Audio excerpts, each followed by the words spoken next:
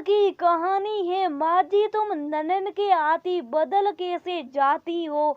दोस्तों कहानी शुरू करने से पहले अगर हमारे चैनल को सब्सक्राइब नहीं किया हो तो कर लीजिए ताकि आपके पास पहुंचे हर रोज नया वीडियो।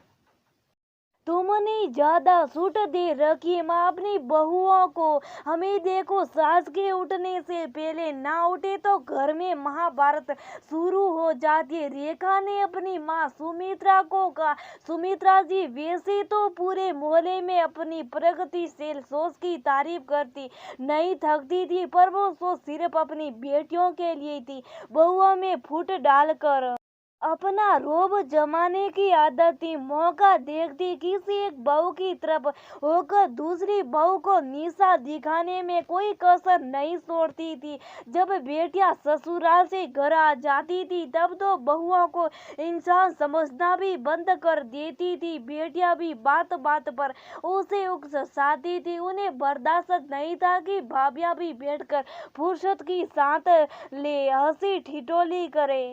बहुएं कभी अपने पतियों को सुमित्रा जी के व्यवहार के बारे में कहती तो बेटे यही कहती, माँ पुराने जमाने की तुम्हें थोड़ा एडजस्ट करना चाहिए।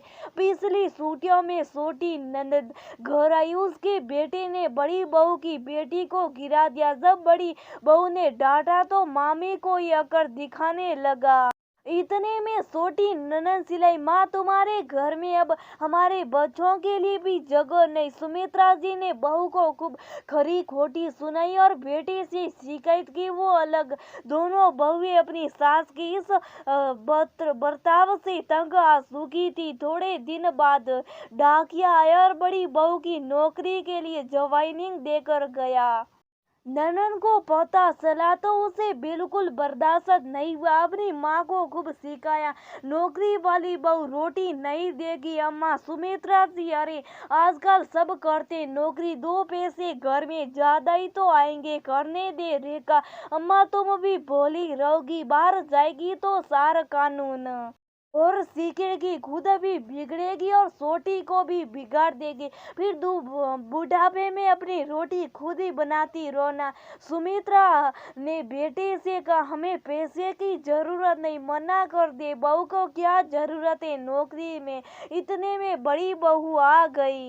बड़ी बहू, माँ जी टेस्ट की तैयारी करने से पहले मैंने पूछा था आपसे, तब तो आपको कोई दिक्कत नहीं थी, अब क्यों मना कर रही हो। सुमित्रा जी कुछ कहती, इतने में रेखा बोल पड़ी, जब माँ ने कह दिया तो भाभी तुम्हें सुना ही नहीं दिया, नहीं करवानी नौकरी, हमारे घर में रिवाज नहीं है बहू नौकरी करे।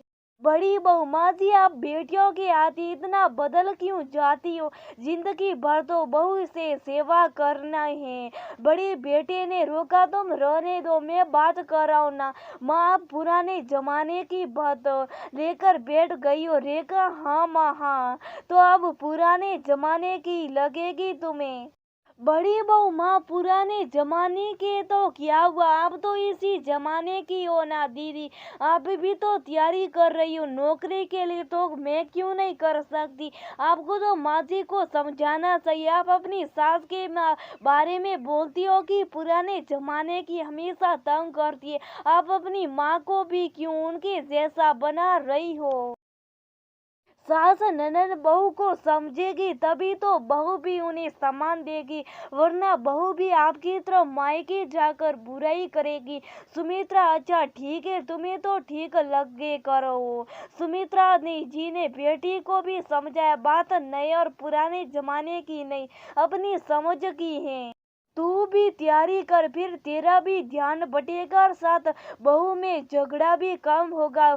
मुझे तो बुढ़ापे बहुओं के साथ ही काटना, एक नहीं देगी रोटी तो दूसरी देगी, इनसे बिगाड़ कर क्या मिलेगा। रेखा को अपनी गलती का एहसास तो नहीं हुआ, पर दोनों भाभियां एक तरफ थी और वर्षों बाद खुद के लिए बोल भी पड़ी थी, तो उसने शुभ करने में भलाई समझी।